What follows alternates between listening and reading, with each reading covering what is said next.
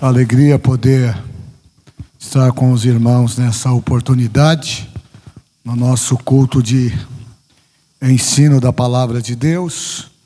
Nós estamos trabalhando aqui a temática da generosidade, sempre baseado no texto bíblico que ampara a nossa proposta de trazer um ensino bíblico voltado à questão das finanças.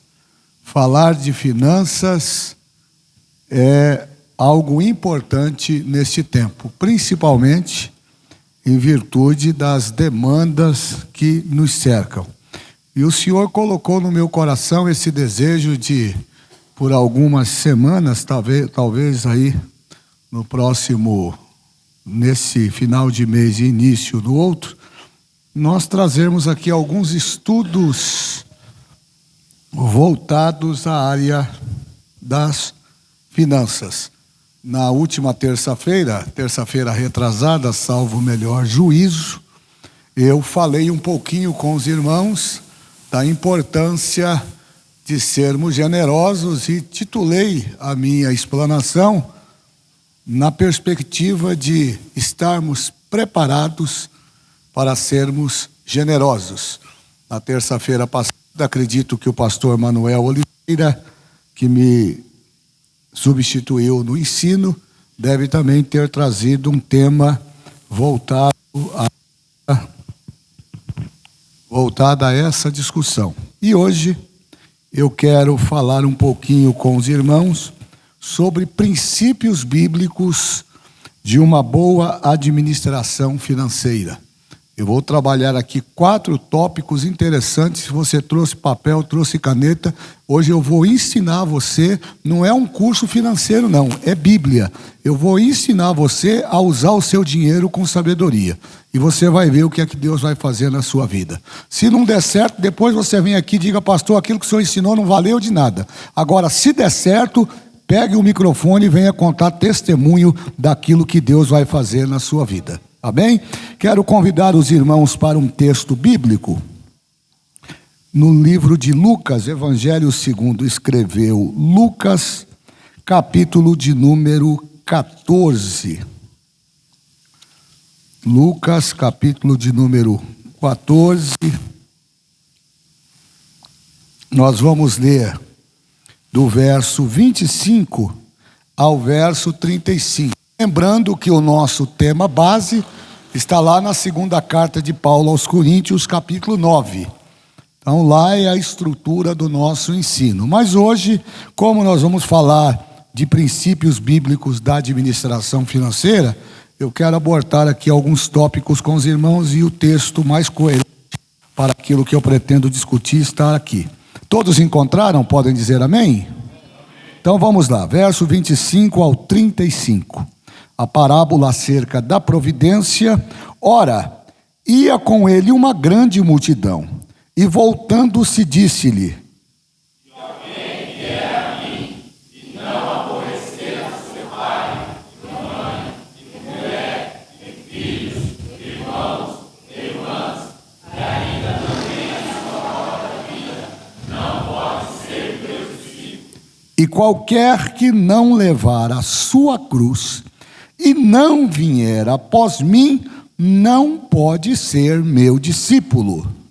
Pois qual de vós, querendo edificar uma torre, não se assenta primeiro a fazer as contas do gasto, para ver se tem o que acabar? Para que não aconteça que depois de haver posto os alicerces, e não podendo acabar, todos os que a virem comecem a escarnecer dele. Esse homem começou a edificar e não pôde acabar. Ou qual é o rei que, indo à guerra, a pelejar contra outro rei, não se assenta primeiro a tomar conselhos sobre com 10.000 pode sair ao encontro daquele que vem contra ele com 20.000. De outra maneira, estando outro ainda longe,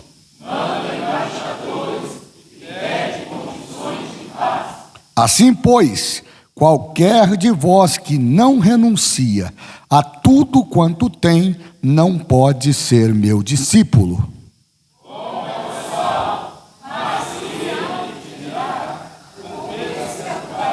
Juntos o verso 35, nem presta para a terra, nem para o monturo, lançam-no fora, quem tem ouvidos ouvir, ouça. Amém? Vamos orar? Maravilhoso Deus e eterno Pai, somos agradecidos ao Senhor por todo o bem que nos tem feito, e nesta noite mais uma vez pedimos inspiração do Teu Espírito para falarmos a palavra. Sê conosco, nos abençoando, nos fortalecendo, nos dando direcionamento, para que em tudo o Teu nome seja glorificado nesta noite, na vida da Tua igreja. Este é o pedido e o desejo do nosso coração. Amém.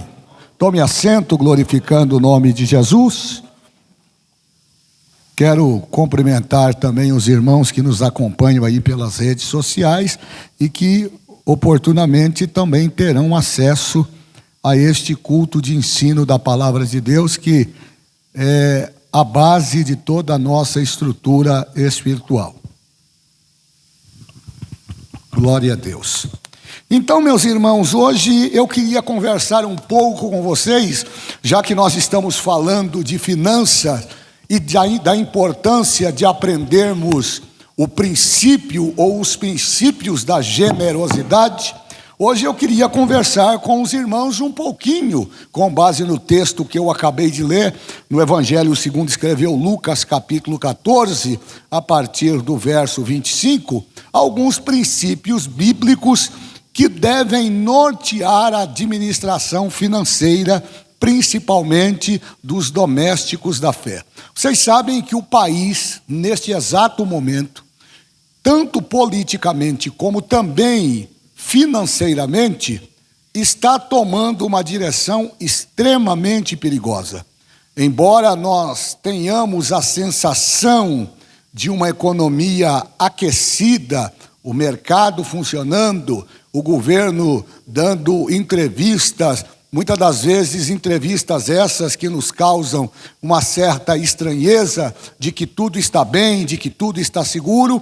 O fato é que o comportamento das pessoas, o comportamento dos comerciantes, dos empresários, daqueles que fazem circular o dinheiro como um todo, não se coadunam com aquilo que muitas das vezes a imprensa escrita, a imprensa televisiva nos apresenta como um cenário de paz e de tranquilidade. Aliás, já diz o escritor aos Hebreus que quando tudo parecer paz e prosperidade, fique atento, porque sobrevirá repentina destruição.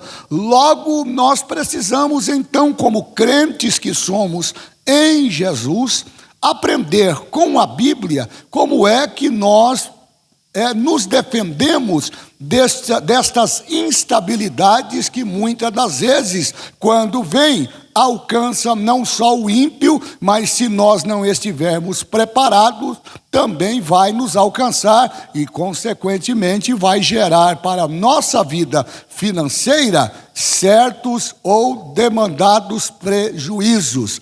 Sabe que, militando na área do direito, eu aprendi ainda na época de estudante, com um advogado de família, que sustentava a ideia de que boa parte das rupturas conjugais, elas se dão em primeiro plano pelo desacerto da vida financeira.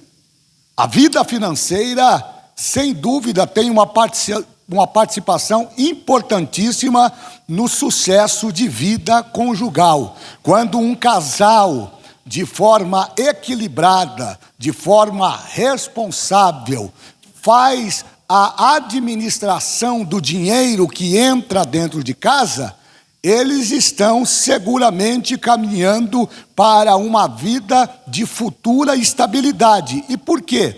Porque a estabilidade, ela não é algo que nasce da noite para o dia. A estabilidade financeira, a estabilidade emocional, a estabilidade no âmbito social é um resultado de diversas atitudes que nós tomamos ao longo da nossa vida. No âmbito financeiro, quando um casal sabe como administrar aquilo que entra dentro de sua casa, eles não só estão cuidando do ambiente e da estabilidade para um momento futuro, como também estão caminhando para firmar esta estabilidade, para que ela seja continuada e não seja interrompida pelas intempéries que a vida normalmente nos apresenta. Talvez os mais novos não consigam entender o que eu vou dizer, mas os mais velhos, da mesma faixa etária do pastor, já estou chegando quase nos 60, se lembram, logo depois da morte do presidente Tancredo Neves, assume a presidência da República um presidente que ficou conhecido em nosso meio, chamado José Sarney. Esse presidente da República, quando ele assume o país uma verdadeira desordem financeira.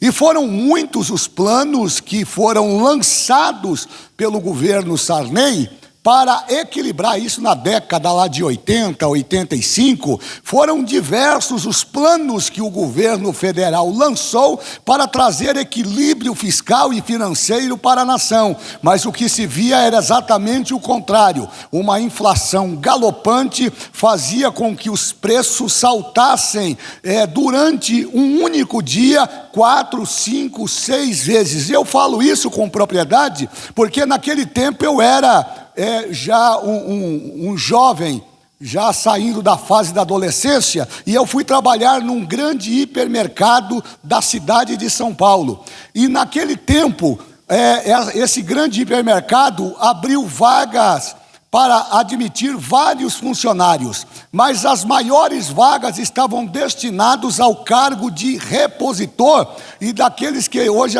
eu não sei qual é a nomenclatura, a terminologia que se usa, mas era aqueles camaradas que ficavam com a maquininha remarcando o preço. E eu me lembro que nós trabalhávamos das 6 da manhã até as 14 horas.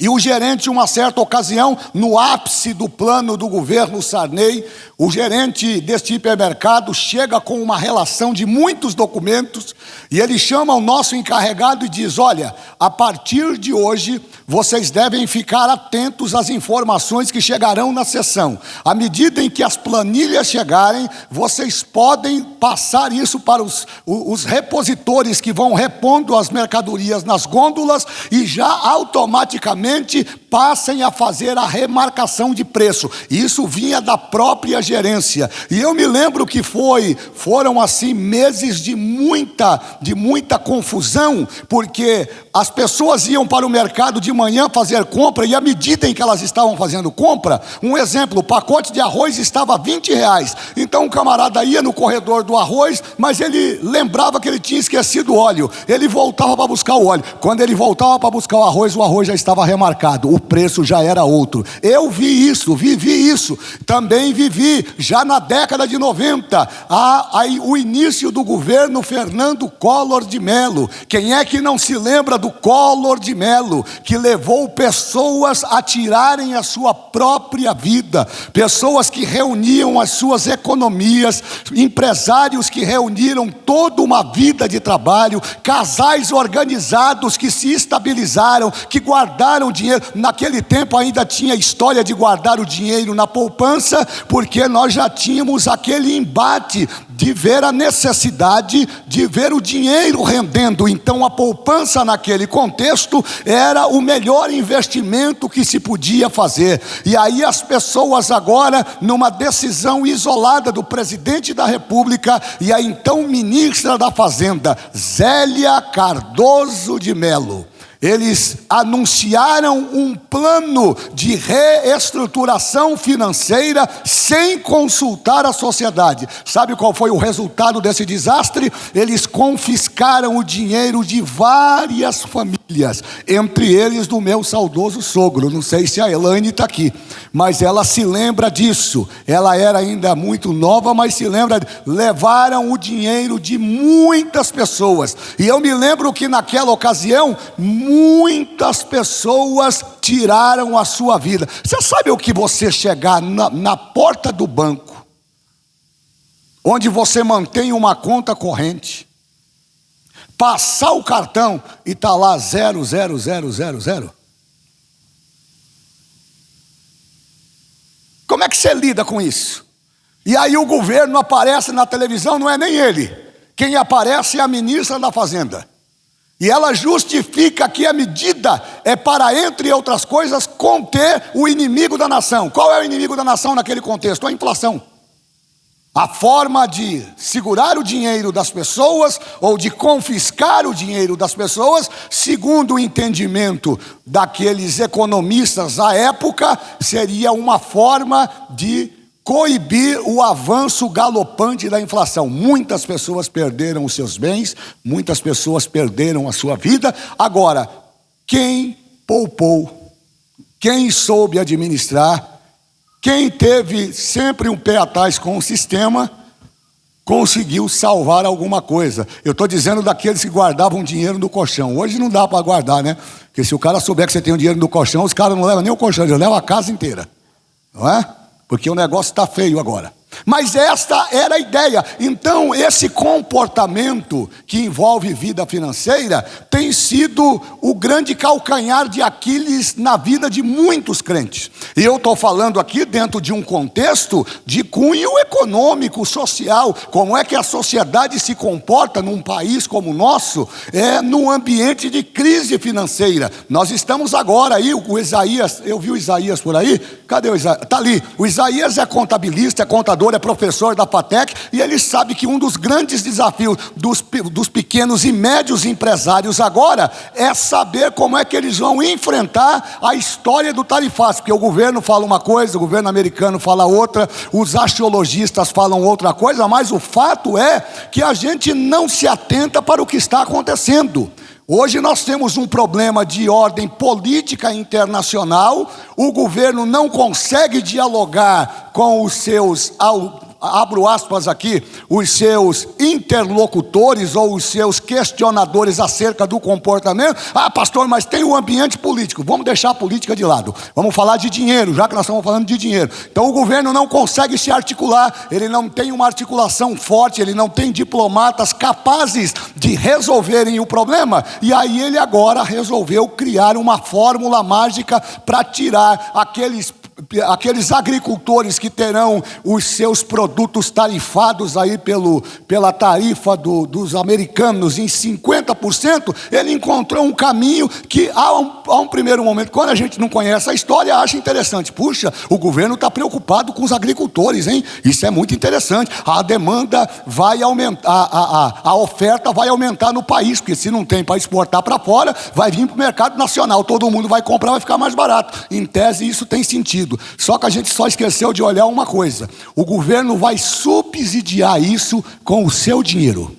Ele vai pegar o dinheiro dos impostos, vai colocar lá na mão daquele agricultor que teve o seu produto taxado por uma tarifa impraticável no mundo financeiro, e você no final vai pagar a conta. Resumo da ópera: você vai pagar 2 vezes. Então é sempre assim. Então, diante desse cenário, como é que a gente enfrenta isso? A gente fica criticando, fica na rede social metendo pau no governo, a gente fica reclamando de um de outro, porque você já parou para pensar que muitas das vezes a gente tem uma certa estabilidade financeira, ou um certo ganho que poderia nos fazer você ter uma vida próspera e abençoada. Mas já pensou, já parou para pensar que muitas das vezes você pega o seu dinheiro e você não sabe aonde o seu dinheiro foi parar? Isso não tem a ver com crise financeira, isso tem a ver com administração, tem a ver com cuidado. E com base nesses cuidados, eu queria hoje conversar um pouco com os irmãos sobre essa questão do planejamento, da economia, da generosidade e da cautela. São 4 princípios espirituais que estão amparados na Bíblia Sagrada e que, se nós seguirmos este ritual como a Bíblia nos propõe ensinar, nós teremos uma vida financeira, talvez não como ricos, mas uma vida financeira do ponto de vista econômico equilibrada. Então eu queria nessa noite chamar a sua atenção, e eu quero enfatizar esta informação, porque eu acho que muitos de vocês não sabem disso. A nossa igreja tem hoje aproximadamente, aqui pela última estatística levantada pela secretaria, aqui na sede, nós temos cerca de 360, quase 370 membros. O último relatório financeiro que me foi apresentado ontem pelo departamento administrativo dá conta que somente desses 370 supostos membros que estão registrados aí, somente 122 são dizimistas. Não dá para calcular, num âmbito de porcentagem, não dá para dizer que seja esse número de 120 seja relacionado a 1/3 dos membros da igreja. Isso é número, irmão. Número não se maqueia, não mente. Número é número, está aí. Agora, como é que a gente consegue fazer tudo que tem sido feito aqui? É porque a administração do recurso, quando empregado com sabedoria, com responsabilidade e com eficiência, acaba produzindo o resultado que se espera e que se busca de uma boa administração. Então hoje, já que nós estamos nesse mês de agosto e pretendemos continuar no mês de setembro, trazendo vários estudos atrelados a este tema, a essa matéria, hoje vamos trabalhar a ideia ou os princípios bíblicos da administração financeira baseados em 4 pilares. E eu queria pedir a sua ajuda, porque isso aqui não é decoreba, isso aqui é pedagógico, é didático, é para você guardar. Se você quiser escrever, escreva. Se você quiser repetir, repita. Se você quiser gravar, grave. Mas pelo amor de Deus, não perca a oportunidade de guardar essas verdades bíblicas que não são minhas, são da palavra, porque se você seguir esse cronograma que eu vou lhe apresentar, eu lhe garanto, a sua vida financeira vai mudar. Então hoje nós vamos falar primeiro sobre planejamento. Diga comigo, planejamento. Depois nós vamos falar sobre economia. Mas me ajude aí, irmão. Depois generosidade. E por fim nós vamos falar sobre cautela. Então eu quero hoje começar falando sobre planejamento. No ambiente financeiro, dentro de casa, na empresa, até no trabalho informal, o planejamento é essencial. Tudo que é planejado não sai caro. Tudo que é planejado e organizado tende a dar certo. E a Bíblia vai nos ensinar que a organização financeira, entre outras coisas, é um sinal de sabedoria. O que eu disse, irmãos? O que eu acabei de dizer, irmãos? Então, toda a organização financeira, eu quero que você repita comigo, é um sinal de sabedoria. Agora pergunta para o irmão que está ao seu lado, e pergunta, o que você está fazendo com o seu dinheiro?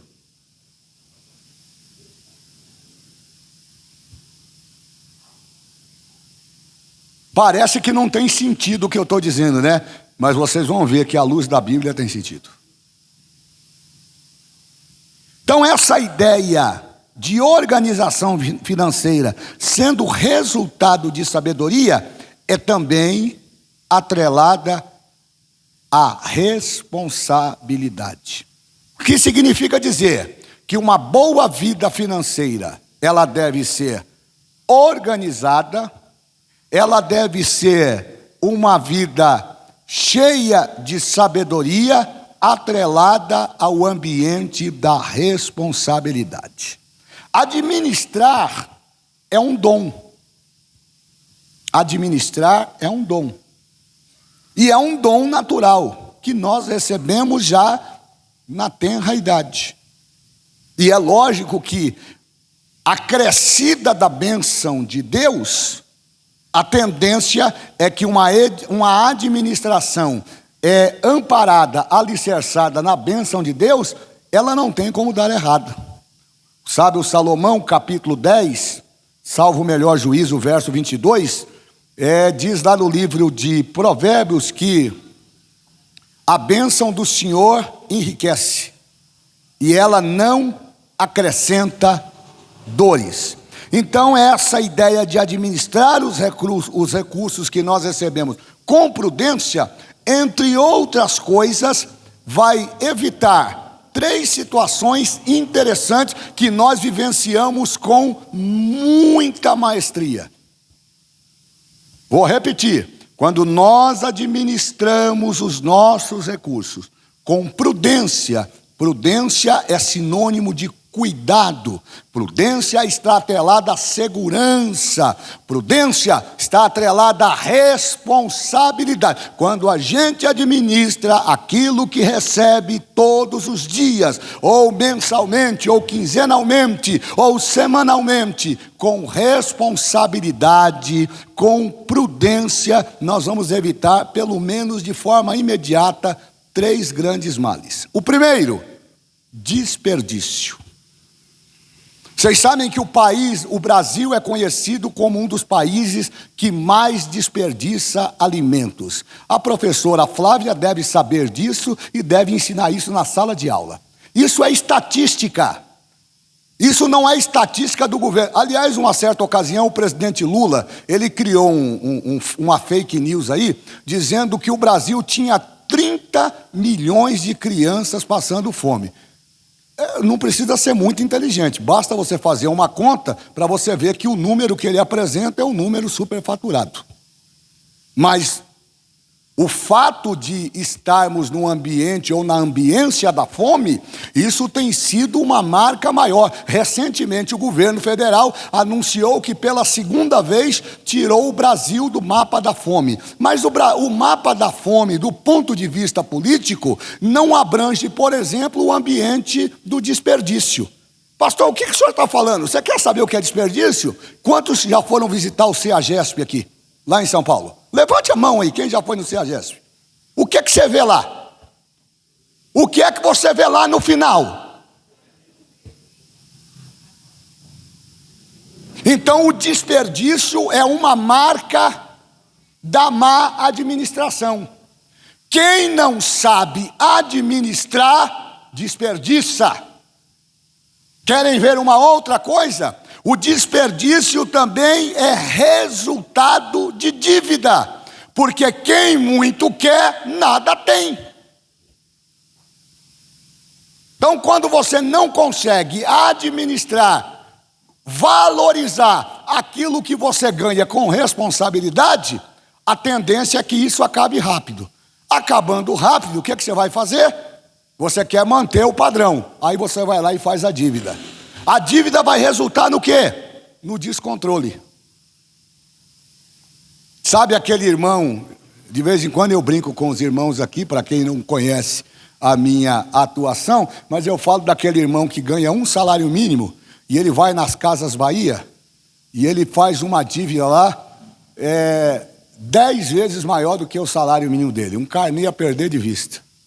E na hora que ele está fazendo o crediário, ele não lembra, ele não computa que ele tem água, que ele tem luz, que são chamadas as contas ordinárias, que ele tem que deixar uma reservazinha para uma eventual emergência, e aí quando ele vai ver, ele está descontrolado, está devendo no cartão de crédito, devendo no crediário, e aí o que acontece? Nome negativado. Então, pastor, quer dizer que não pode ter o nome negativado? Irmão, eu já tive o nome negativado.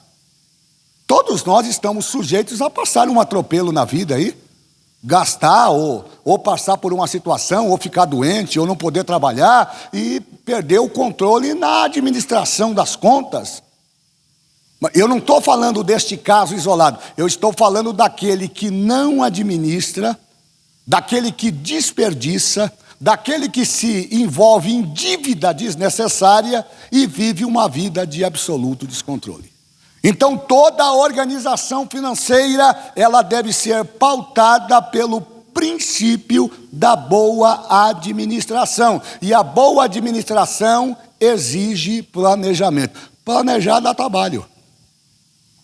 Eu não tenho muita paciência, e a Elaine sabe disso, eu não sou hipócrita não.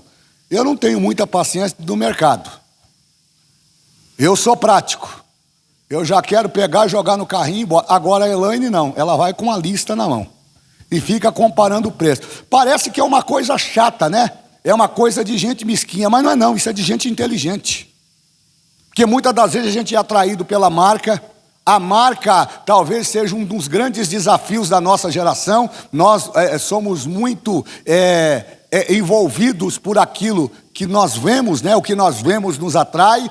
E muitas das vezes o produto que não tem marca, na sua maioria, ou em regra geral, em via de regra, ele acaba tendo maior qualidade do que aquele produto que tem marca. Então a boa administração, ela deve ser seguida do princípio do planejamento. E o que é o planejamento? O planejamento é exatamente aquilo que nós lemos nesse texto. Alguém pode ler para mim o verso 28? Vamos ver o que Jesus está falando na parábola da providência sobre o ambiente do planejamento. Vamos ver o que Jesus está dizendo aqui. Capítulo 14 de Lucas, verso 28.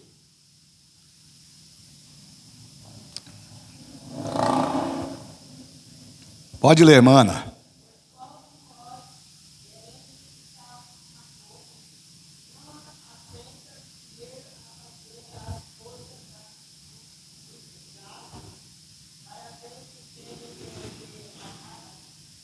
Então vamos lá, eu vou ler aqui, não tire do telão não. Pois qual de vós, querendo edificar uma torre, não se assenta a primeiro fazer as contas dos gastos, para ver se tem como a acabar? Jesus está fazendo uma pergunta. Vamos para a aplicação prática disto? Já que a vida financeira exige daqueles que recebem o recurso, quer seja pela via do salário, pela via do trabalho formal, do trabalho informal, pela força do suor, do seu trabalho, dos seus braços. Se você quer ter uma vida financeira equilibrada, aprenda o princípio do planejamento. E o que é o planejamento no contexto do que Jesus está dizendo aqui na parábola? O planejamento aqui exige, entre outras coisas, o papel de fazer a organização daquilo que vai ser feito. Jesus está dando um exemplo prático de alguém que pretende construir uma casa. Eu construí uma casa, construí não, que a casa já estava de pé, mas pegamos a parte mais difícil, que hoje as pessoas dizem que é a parte do acabamento. Deus sabe, e a minha esposa sabe, o que é que nós passamos por em alguns momentos dessa construção, nós não termos sido organizados. Poderíamos ter evitado muitos problemas. Mas ficou a lição. Só que com a lição ficaram os prejuízos. Então uma vida financeira equilibrada, ela vai exigir esse planejamento. E planejar aqui nesse contexto, segundo a orientação de Jesus, está atrelado ao ato, por exemplo, no caso desta construção, de se fazer um orçamento. Não é? E é o que Jesus está propondo aqui, faz-se um orçamento mensal daquilo que vai ser gasto. O que Jesus está dizendo na parábola é que qualquer pessoa que tenha a ideia, a pretensão de se envolver no ambiente da construção, primeiro precisa se sentar, precisa verificar o recurso que tem, precisa verificar qual é a capacidade que ele tem de investir nessa construção sem comprometer aquilo que ele já tem de dívida assumida. Dá para você chegar no mercado, passar no caixa e dar a paz do Senhor e ir embora? Não? Dá sim, irmão, a gente não vive pela fé. Então como é que a gente resolve isso? Planejando. O planejamento é essencial. Então nós precisamos aprender o princípio de fazer, aqui na nossa regional, no ministério, que aliás no âmbito administrativo tem tomado muito cuidado e dado muita transparência a tudo que entra dentro da igreja, no ambiente de recurso financeiro, já que boa parte das igrejas, e eu não quero falar delas, são movidas pelo ambiente ou pela ambiência do movimento financeiro, né? Então se desestimula em determinados movimentos religiosos a prática de se trazer o dízimo à casa do tesouro, e trazer, eu gosto de aplicar o verbo da forma correta. Dízimo não se dá, irmãos. Aprenda isto. Não, eu vou dar o dízimo. Não, você não dá nada. Dízimo é um ato de fé, primeira coisa. Se é um ato de fé, você não dá por obrigação, você dá por obediência, você devolve por obediência. Então essa é a ideia. A ideia é de, dentro do ambiente da administração, se consolidar uma administração austera, transparente. No nosso ministério, nós tomamos este cuidado. Por exemplo, nós temos um instituto no ministério que está atrelado ao ambiente das finanças e que dá ao membro da igreja a possibilidade de saber como é que está sendo aplicado o seu dinheiro. Quantos conhecem aqui o canal do crente? Eu vou perguntar novamente, que eu fico assustado quando eu vejo as mãozinhas tudo encolhidas. Quantos conhecem aqui essa ferramenta tecnológica chamada canal do crente? Pouca gente conhece. Olha que coisa triste. Mas você deveria saber, se você é membro da igreja, se você é dizimista, você pode solicitar na secretaria um login. Você vai entrar no canal do crente, você vai se cadastrar lá, você vai colocar o número do seu RI, você vai criar uma senha pessoal que é só sua, e você poderá acompanhar a evolução de todas as suas contribuições ou da devolução dos seus dízimos. Não é anualmente, é mensalmente. Você vai lá e você verifica como é que está a regularidade. O sistema está tão avançado que hoje ele consegue entregar a você de forma imediata uma certidão de regularidade para verificar se está tudo correto, se o seu dízimo foi registrado. Nós temos aqui a prática de usar um envelope anual, que muitas pessoas desprezam. Mas qual é a segurança do envelope anual para aquele envelope que usa uma vez e descarta? O envelope anual é uma forma de controle, não só da igreja, mas daquele que também está contribuindo.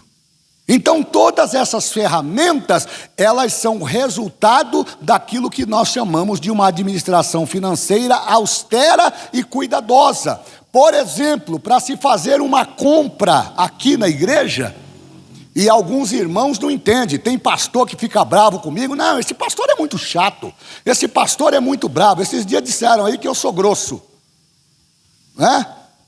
E aí, esse pastor aí é muito grosseiro. Não, eu não sou grosseiro não, eu sou autêntico, porque o dinheiro não é meu, o dinheiro é de vocês, e eu tenho a responsabilidade de prestar conta daquilo que está sendo aplicado. Aliás, numa certa ocasião, chamaram lá um irmão de grosso, e a pessoa diz: esse cidadão aí é muito grosso. A Bíblia diz que nós devemos ser o sal da terra. E como sal da terra, ele não poderia ser tão grosso. Ele respondeu à altura: diga para ela que eu sou sal grosso. Pronto, resolve o problema. Então a gente tem que tomar cuidado com certas coisas, porque não é chegar aí comprando, não dá satisfação, compra pelo maior preço. Isso aí, meus amados irmãos, leva a estrutura da administração financeira a um perigo de ela desestruturar-se e levar-nos a uma falência do ambiente administrativo. Então Jesus está dizendo lá no texto qual é o bom construtor, não é? E eu vou fazer aqui a aplicação do texto por analogia, né? Para difundir essa ideia do que Jesus está dizendo aqui. Olha que coisa interessante que ele vai dizer, no verso 28. Pois qual de vós, querendo edificar uma torre, não se assenta primeiro para fazer as contas dos gastos, para ver se tem com que acabar? O problema não é começar. O problema é terminar. Começar qualquer um começa, sim ou não? Começar qualquer um começa, sim ou não? Lembram lá do prédio da Justiça do Trabalho? Eu estou trazendo temas que são de conhecimento público. Lembram lá do prédio do Lalau? Começou. E aí descobriram que por falta de planejamento não tinha dinheiro para terminar. E por que não tinha dinheiro para terminar? Porque colocaram um gargalo. Então, quando você for fazer alguma coisa, é uma sugestão. Ninguém é obrigado a seguir o que eu estou dizendo. Você quer prosperar, quer administrar com princípios a sua vida financeira? Sente e planeje. Diga comigo, planejar. Na vida financeira é algo que se impõe. Então planeje, faça conta, faça orçamento, pegue... Irmãos, eu sei que é chato. Eu fui agora comprar essas luzes aqui, ó. E aqui tem um segredozinho, porque o tamanho, eu esqueço aqui, o diâmetro dessa luminária é exatamente 30 por 30. Só que a China, que importa boa parte desses negócios, e o pastor Manuel, que é eletricista, deve saber disso. Esses chineses, eles são uma bênção. O camarada faz uma luminária 29 por 29. A princípio, não dá... Não, pode levar que não dá nenhuma diferença. Quando você põe aqui, não cabe. Aí, pastor, então vamos pegar uma serrinha e vamos cortar para encaixar. Você tem coragem de ficar aqui, em cima de um andaime, serrando tudo esses negócios? É uma dor de cabeça. Então, o que você tem que fazer? Você tem que ir atrás. Eu estou há 10 dias procurando essa lâmpada. Encontrei. Aí a questão de argumentação, planejamento, faz o orçamento. Fui buscar a minha última compra, em cada lâmpada dessa eu paguei R$26 na época. Foi em abril do ano passado. Voltei lá no mesmo fornecedor. Eu tenho, sabe quanto que ele me cobrou cada lâmpada agora? R$50. Falei, rapaz, mas isso não existe. Lá no boteco do seu Mário, lá em Morato, eu acho por 25. Não, se o senhor achar, o senhor traz aqui. Eu não achei por 25, mas achei na própria Santa Efigênia, ali onde eu sempre frequento para comprar essas coisas, ali no Brás, na 25 de março, achei a mesma luminária no tamanho que eu preciso por R$26. Agora, dá trabalho, irmãos. Dá trabalho. Você tem que ficar de loja em loja, pega cartão com um, pega cartão com... E aqueles vendedores que querem empurrar em você de qualquer jeito o negócio? Não, mas pode levar. Não, eu quero nota. Tem nota? Não, com nota tem mais um acréscimo. Então, nós precisamos fazer conta. Porque se o dinheiro fosse meu, eu poderia meter a mão no dinheiro. Não é eu que estou pagando mesmo. É este o sentimento que eu tenho quando eu vou aqui nesse corredor e eu vejo a pessoa pegar 4, 5 copinhos para tomar meio copo com água e jogar os copinhos no lixo. É esse sentimento que eu acho que todos nós deveríamos ter, até porque, irmão João, o dinheiro também é seu. Quando o menino vai lá no banheiro, porque a educação começa em casa, não é na igreja, não é na escola, é em casa. Aí o menino vai lá, pega um pedaço de papel, aí pega o rolo de propósito e coloca dentro do vaso sanitário. As diaconisas que digam isso, porque senão vão dizer que eu estou falando o que eu não sei. Então, quando você for fazer alguma coisa, administre, faça orçamento mensal. Outro ensino de Jesus, somente nesse verso de número 28. Então ele fala primeiro, faça um orçamento mensal. Eu estou aplicando na prática a exegese do texto. Professor Alex Duarte. Aí ele diz assim, anote os seus ganhos e os seus gastos. De vez em quando a gente se comporta que nem o governo federal. Gasta mais do que tem. E aí depois coloca a culpa no diabo. Eu não sei, porque eu trabalho 12 meses no ano e quando chega no final do ano, o meu 13º já está comprometido. Irmão, tem gente que o 13º dele já está comprometido no meio do ano. Como é que pode um trem desse, irmão? Mas ele não conta para a gente que ele tem 5, 6 carnês que foram consolidados ou constituídos, não por haver uma necessidade, mas por um capricho. Ô pastor, quer dizer que eu não posso comprar? Você não só pode como deve, desde que você faça com equilíbrio.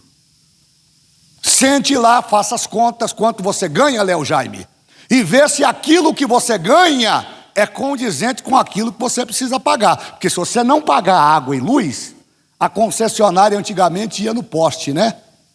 Hoje eles cortam no sistema. Você chega em casa, liga a luz, não é assim, pastor Manuel? Corta no sistema hoje, né? Não, mas agora, lá em São Paulo, não tem mais cadeado não, pastor. Não, pastor, o povo está moderno agora. Não, agora eles vão lá, trocam o medidor, é o chamado medidor digital. Olha o avanço tecnológico, medidor digital. E eu fiquei pensando, mas digital por quê? Será porque é dos números? Não, porque o danado ele se comunica lá com a central, o camarada corta via sistema. Então, anote os seus ganhos, anote os seus gastos. Eu tenho uma grande dificuldade, eu não sou hipócrita não. Se eu for anotar os meus gastos, principalmente dos cafés, das guloseimas que eu gosto de comer, eu vou ter uma conta desestruturada. Mas eu parei esses dias para pensar. A gente perde centavos e a gente não se apercebe que os centavos somados ao final do mês, eles vão representar um número satisfatório. Terceiro, estabeleça metas de curto e longo prazo. Você quer construir, por exemplo, já que nós estamos falando de construção, nós temos agora o estacionamento aqui. Estamos dentro de um projeto. E não pensem vocês que o presidente alivia, não. Ele é exigente. Quero o orçamento, quero que me explique como é que vai ser. Como é que a gente faz? Começa comprando material, mexendo na terra? Não, tem um planejamento. Precisei vir aqui, precisei pedir autorização da presidência da igreja, precisei pedir autorização da diretoria da regional, apresentei um projeto. Quando foi aceito esse projeto, chamei o engenheiro, contratamos o engenheiro, paguei o projeto para esse engenheiro, o engenheiro fez o projeto, é isso que se quer, é isso que nós queremos. Então vamos dar entrada na prefeitura, vamos ver se aprova. Aprovou as plantas? Agora aprovou a primeira planta, fizemos num total, fizemos uma planta só, a prefeitura foi lá e disse, não pode, tem que fazer 2 plantas, porque uma é área de concessão e a outra é área particular. Fomos lá, desmembramos as plantas, fizemos separado a parte que é particular da parte que é concessão. Está certo, agora está certo. Aprovou. Qual é a próxima etapa? Agora é fazer os orçamentos para que a gente possa começar. Então o pastor me chamou uma semana atrás e diz, Abacuque, nós vamos fazer o seguinte, nós não vamos fazer o muro de arrimo, vamos pensar em fazer um pré-moldado, porque senão a gente vai ficar 2, 3 anos no muro de arrimo e esse negócio nunca vai sair. Vamos fazer um pré-moldado. Mas ele esqueceu que nós vamos fazer um edifício garagem aqui. Pedi para o engenheiro para me apresentar 3 orçamentos. O primeiro orçamento, 9 milhões. O segundo orçamento, 8 milhões e 300. Está aí na minha sala. O terceiro orçamento, eu estou esperando do engenheiro Marcos, que é aqui da igreja, que eu já não quero nem ver. Hoje eu já mandei uma mensagem para ele e falei, ó, se passar da casa dos 7, nem traga para mim. Porque é um desafio que nós precisaríamos enfrentar, mas eu preciso enfrentar isso com responsabilidade. Então, como é que eu enfrento isso com responsabilidade? Eu preciso saber como é que nós vamos administrar com base naquilo que entra. Eu não posso gastar além daquilo que entra. E com base naquilo que entra, eu preciso separar as contas ordinárias, a gordura que nós precisamos deixar para uma eventual situação de emergência, e a partir do que sobra, organizar. Então, em terceiro ponto, anote os seus ganhos e também controle os seus gastos. Quarto, estabeleça metas de curto, médio e longo prazo. Então, essas metas, elas estão atreladas ao planejamento. Vamos fazer por etapa. Começa fazendo uma coisa, depois você faz outra, depois você faz... Não pode fazer atropeladamente. Agora. Estou conversando com a igreja. Estou o pastor aqui. Não sou, não, eu estou o pastor aqui. Então, os músicos me apresentaram aqui uma demanda, que é uma demanda que precisa ser resolvida aqui. Porque todo dia tem uma demanda dos músicos aqui. É um instrumento que quebra, é uma cadeira que quebra, é um instrumento que precisa reformar, e isso é natural. Usa-se. Agora, a igreja fez um investimento aí de quase 7 mil reais, que está lá guardado. Então, eu espero que agora, que com esse investimento, quem usa os equipamentos da igreja tenha responsabilidade. E por quê? Porque eu não quero nada de particular dentro da igreja. O que é seu tem que ficar na sua casa. Use na sua casa. A igreja tem que ter os seus equipamentos, a igreja tem que ter os seus instrumentos, a igreja tem que ter o seu mobiliário. Que história que é essa? Que um dia tem uma bateria diferente, tem uma guitarra diferente, tem corda diferente. Não precisa disso, não. A igreja é e sempre será abençoada. Se nós estamos fazendo o que é certo e não o que está dando certo, a bênção do Senhor está sobre nós. Agora, cabe a nós ter a responsabilidade de cuidar. Então, organização. Planeje compras e, ao mesmo tempo, estabeleça investimentos. Estou dando uma aula aqui, irmãos. Planeje as compras. Esses equipamentos que vão ser apresentados aqui no sábado foram planejados. A irmã Luciana e o irmão Fauá se desdobraram aí para planejar isso aqui, para ver onde é que a gente pode encaixar. Porque a igreja tem os seus desafios que precisam ser cumpridos. Vocês nunca viram chegar aqui a companhia de energia elétrica e cortar a luz da igreja por falta de pagamento. E quando tem a falta de pagamento, não é pela falta de dinheiro. Muitas das vezes é pela inoperância de quem deveria cuidar e não cuida. Mas a Elaine, que está ali sentada, ela já sabe. Ela já viu comigo. Eu fui tesoureiro de um campo em que nós chegamos assim que eu assumi a administração da igreja. Uma igreja rica, irmãos. Uma igreja rica, mas que por falta de planejamento e de organização financeira foi levada ao vexame. Você já pensou que você chegar num culto de quinta-feira e a companhia de energia elétrica está cortando a luz no poste? Você sabe o que é você chegar na porta da igreja, ter uma viatura de polícia na porta da igreja? Quero falar com o pastor.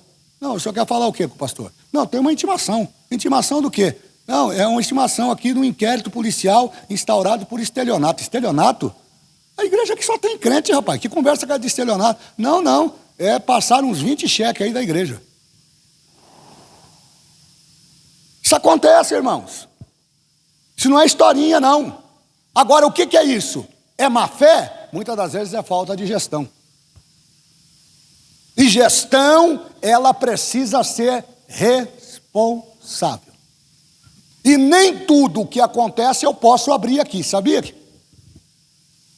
Porque se eu abrir aqui, Tem pessoas aqui que têm o vício da avareza, que eu vou falar na próxima semana, que eu não quero extrapolar o horário hoje. E se eu falar, trazer determinadas informações aqui, ou ele se escandaliza, ou ele morre, porque consertar talvez seja uma das últimas ações que venha ocorrer. Então, aprenda isso na linguagem de Jesus. Planeje as suas compras. E planejar compras é também pensar em investimento. O que é investimento? Não é ficar esperando o recurso cair. É se movimentar, pastor Cleverson. Esses dias eu propus aqui, que fizéssemos uma feijoada para ajudar. Parece que está fazendo para mim, para a Elaine. Estou agora com a campanha novamente. Eu quero ver como é que vai ser a adesão. Porque eu tenho que me movimentar. Vocês sabiam, se não sabem, vão ficar sabendo agora, que em todo esse movimento, a igreja não deve nada. O projeto do engenheiro já está pago, todas as despesas estão pagas, todos os impostos não, eu não vou colocar imposto porque nós conseguimos a regularidade, e isso é coisa, irmão, são informações que você não sabe, mas precisa ficar sabendo, porque senão a gente fica aqui parecendo que está sentado no trono sem fazer nada. Mas nós enfrentamos aqui uma dificuldade, num ambiente de recolher tributos para o poder público. Vocês sabem que a igreja ela tem imunidade tributária em determinados impostos. IPTU, a igreja não paga, ISS somente quando não conseguir comprovar que a efetividade da obra teve cunho social. É aquilo que nós chamamos de mutirão, que hoje já não se vê mais, Não se ouve mais falar em mutirão. Mas eu sou fruto de mutirão. Ajudei o meu pai a construir diversas igrejas carregando lata de concreto na cabeça. Hoje você chama o irmão para limpar a igreja, quanto é que eu vou ganhar? Vai ter almoço? Ah, não vai ter não? Esses dias eu chamei um obreiro aqui, pai, eu preciso de você na igreja. É mesmo? É. Quanto que entra lá? Como diz o pastor Elias, diga misericórdia aí, irmão. Diga misericórdia aí.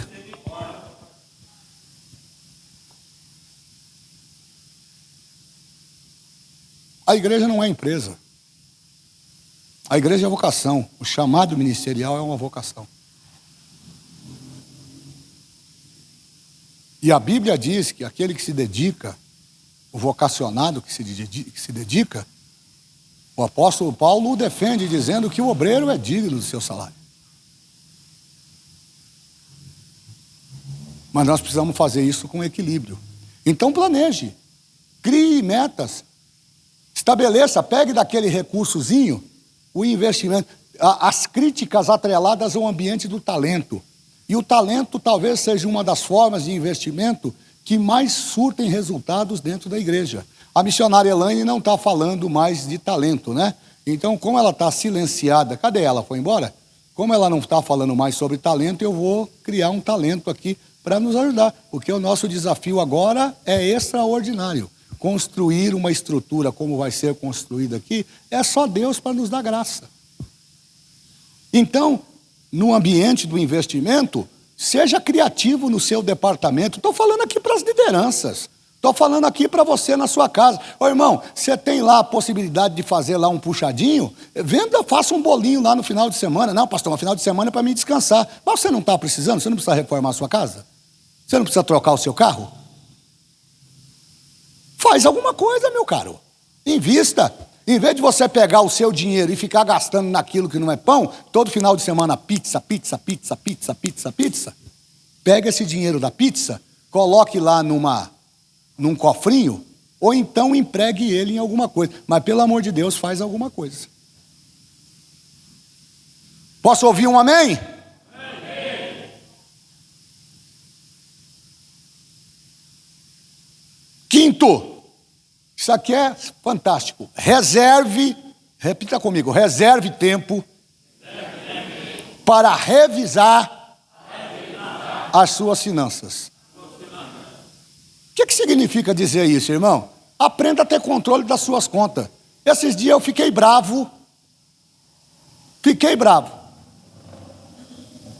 porque eu sou cuidadoso com as minhas contas. Agora, você tem que ficar esperto, meu irmão. Não fique pensando você que o banco vai ligar: querido pastor Antônio Baleiro, eu fiz uma cobrança indevida na sua conta e quero lhe devolver o dinheiro. Vai esperando para você ver. Estou trabalhando lá, daqui a pouco eu tenho um sistema que monitora o meu CPF. Daqui a pouco piscou lá, deu um tchu-tchu lá. Eu olhei, Serasa. Oxe, Serasa, eu não posso ter o nome sujo. Eu não posso. Pelas responsabilidades que ocupo dentro da igreja, não posso ter. Aliás, nenhum diretor da igreja pode ter o nome sujo. Nome sujo é crime federal para os que administram a igreja. Me deu, o coração veio aqui, corri. Olhei, a Sabesp me negativou por duas contas, uma de 35 e outra de 70. Eu fiquei muito bravo. Ah, meu Deus do céu, de onde que é essas contas? Aí fui ver, era da casa pastoral que eu morei em Mariporã. Eu saí de lá em novembro, eles estavam me cobrando conta de fevereiro e de março. Ah, mas essas contas estão pagas. Fui lá nos meus arquivos, achei a conta, liguei na imobiliária. Aí a imobiliária, nós tivemos um probleminha, nós não conseguimos transferir a conta do nome do senhor para o nome do atual inquilino. Eu falei, quer dizer que o outro inquilino não paga a conta e eu que vou pagar, isso aí suja o meu nome? Agora, se eu não tenho o comprovante, eu teria que ter pago a conta novamente. Então, meu irmão, revise as suas contas, dá uma olhada, pega tudo lá, se você tem lá os carnês, dá uma olhada, confira com extrato, e se você tem que fazer isso hoje, dá uma olhada, ver se o banco enrustidamente não está botando a mão no teu dinheirinho, porque o seu dinheirinho é abençoado, mas o devorador, ele não perde a oportunidade de tirar aquilo que você tem. Vamos lá, para a gente terminar aqui. No ambiente do templo para cuidar das suas finanças, tenha paciência para cuidar, faça conta. Se você tiver dúvida ou não conseguir chegar a um consenso, chame quem possa te ajudar, porque o dinheiro é seu. Eu fico impressionado em ver pessoas que ganham relativamente bem e que vivem enroladas. Eu tenho um princípio comigo, eu não empresto dinheiro, até pela posição que ocupo. Eu estou proibido, e eu acho que o Aguinaldo também pensa como eu. Na posição que a gente ocupa, mexendo com o dinheiro e com as coisas da administração da igreja ou do comércio pessoal, você não pode ser o Robin Hood da vida, irmão. Porque nós não estamos falando aqui de tirar dos ricos para dar para os pobres. Nós estamos falando aqui de administração financeira. E administração financeira requer responsabilidade. Não trate o seu dinheiro com desdém.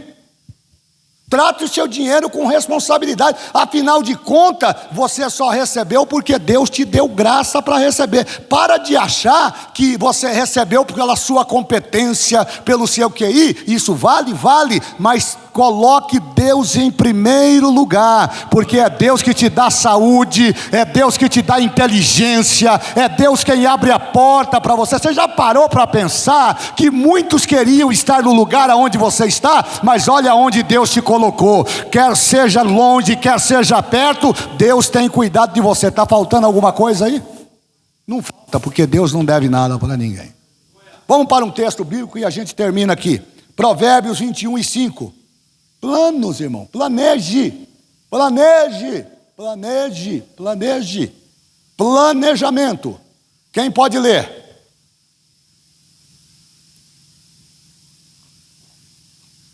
Vamos lá, irmãos, não tem ninguém para ler aqui, eu vou ler então.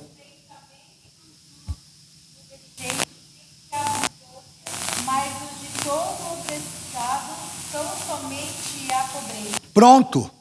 O sábio Salomão está dizendo que o pensamento do diligente, o cuidado do diligente, o planejamento, substitui essa palavra pensamento por planejamento, porque planejamento é algo que ainda está em abstrato e que vai ser construído, consolidado. Então ele está dizendo que o pensamento do diligente, quem é o diligente? É aquele cuidadoso, que pega o seu dinheiro e ele vai tomar o cuidado de verificar quais são as suas prioridades. A primeira coisa que eu faço, isso sou eu. A primeira coisa que eu faço, quando eu recebo a minha espátula, é separar aquilo que eu preciso devolver a Deus. Pode estar caindo canivete. E eu vou contar aqui para encerrar uma experiência que eu tive recém-casado. Você sabe que a vida de recém-casado não é fácil, né? Devendo para todo mundo, fotógrafo querendo receber, camarada que forneceu a carne quer receber, o homem do refrigerante quer receber, e você tem que pagar. E aí nós tínhamos 2 casinhas de aluguel, eu e Elaine. Nossa casinha já arrumadinha, as contas tudo em cima da mesa. Aí eu cheguei do trabalho, quando eu cheguei a Elaine está fazendo janta, e ela diz, olha, amanhã tem que pagar isso. Eu falei, meu Deus do céu, e agora? E eu não queria dizer para ela que eu não tinha ainda o recurso para cobrir aquele compromisso. E também não queria deixar ela numa situação, até porque algumas daquelas contas estavam em nome dela. E nós tínhamos lá 2 inquilinos no quintal. Um se chamava, vou falar o nome dele, que hoje é um filho para mim na fé, ganhei ele e a esposa para Jesus. E não ganhei, irmãos, com conversa fiada não, eu ganhei com o meu testemunho. O meu testemunho. Ele olhou a bênção de Deus na minha vida. Então eu estou lá conversando com ela na cozinha. O André, ele tinha um problema. Ele trabalhava como cabeleireiro. E o André, nos anos que ele morou conosco lá, acho que morou 6 ou 7 anos, foram poucas as vezes que eu me lembro, Madalena, que o André conseguiu pagar o aluguel na data certa. Todo mês o André tinha um problema. Mas naquele dia, a Elaine está cozinhando lá e falando, e eu dizendo, meu Deus, e agora? E aí eu comecei a fazer um questionamento. Senhor, eu sou dizimista, eu priorizo aquilo que é teu, eu cuido daquilo que é teu, e agora estou nessa situação, eu não posso dizer para ela que eu não tenho recurso, e não sei de onde eu vou arrumar esse recurso. Eu estou falando com os meus botões. De repente, irmã Isabel, o André aparece na mureta e diz assim, é seu Davi? Aí eu falei para a Elaine, é o André, vai lá, atende ele. Mas nem para isso eu tive fé. Aí, rapaz, esse camarada me chamou uma hora dessa, eu estou com a cabeça quente, querendo pagar a conta. E a Elaine, não, vai você. Aí ficou, vai você. Eu acabei indo, né? Oi, André, tudo bem? Tudo bem. Então, eu queria dar uma palavrinha com o senhor. Falei, pois não. Sabe o que é? É que nós tivemos lá uma premiação lá na empresa, e eu fui escolhido lá, eu não sei como é que fala lá, é funcionário do mês. Ele recebeu lá uma premiação e ele falou, olha, eu recebi essa premiação e essa premiação veio-me em dinheiro. Como eu tenho sempre problema com os aluguéis, com a fidelidade na data de pagamento, eu conversei com a Simone e eu falei, Simone, já que a gente não consegue pagar o aluguel em dia, vamos ver se a gente antecipa 2 aluguéis para o seu Davi. Quando ele falou 2 aluguéis, o meu coração saltou, mas foi de alegria. Aí eu falei assim, mas é logo 2 que você vai pagar? Ele falou, mas se o senhor quiser eu pago só 1. Eu falei, não, eu recebo os 2. Recebo os 2. E aí ele me deu os 2 aluguéis, aí eu desci. Saí sem autoridade, sem saber o que falar para a mulher. Quando voltei. Que a gente tem esses negócios, né, irmão? Nosso problema já está resolvido. Aí ela falou assim para mim, o que o André queria? Eu falei, o André não queria nada, mas Deus queria me dar uma lição, de que ele não fica devendo nada para ninguém.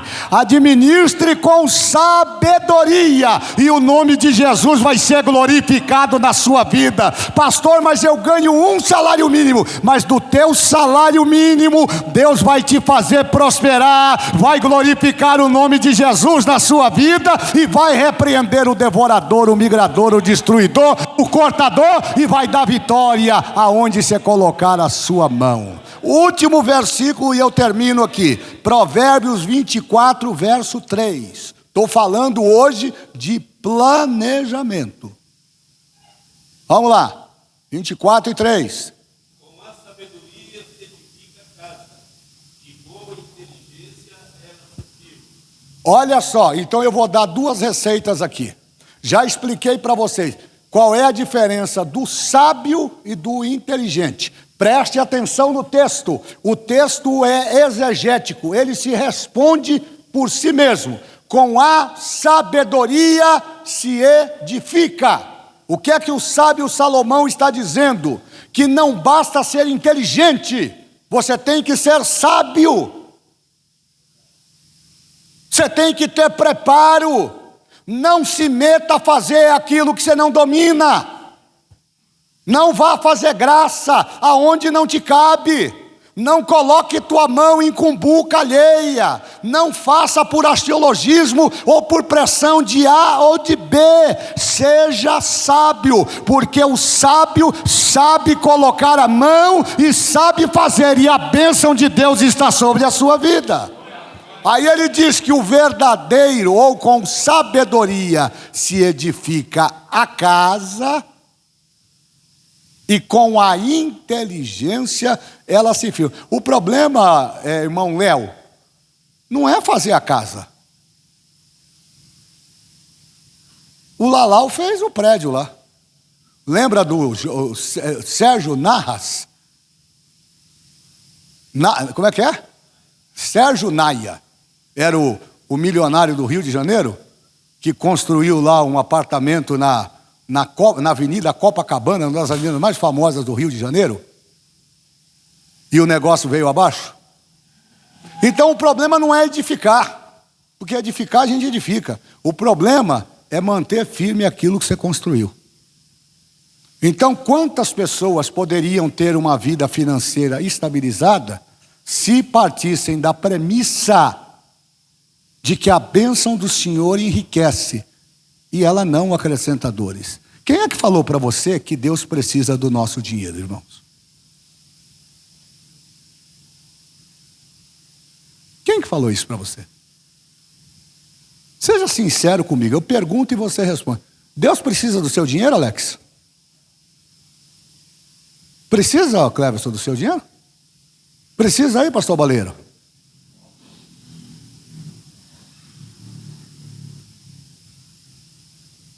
Então Deus não quer que você seja fiel a Ele com um sentimento de obrigatoriedade. Deus quer que você seja fiel a Ele com um sentimento de devoção e agradecimento. Então diga assim comigo. Diga assim comigo. Planejamento vai trazer estrutura à administração das minhas finanças.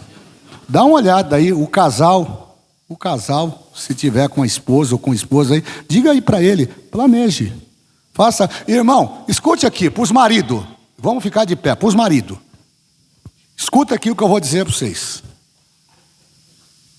Quando a sua mulher falar para você, não faça,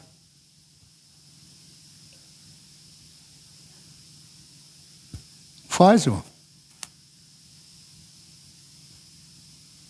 A minha, ela nem fala nada, ela só diz assim: eu te avisei.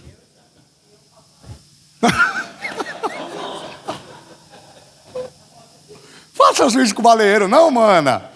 Coitadinho, ficou até branco agora o coitadinho do obreiro, olha. Vamos estar de pé, meus irmãos.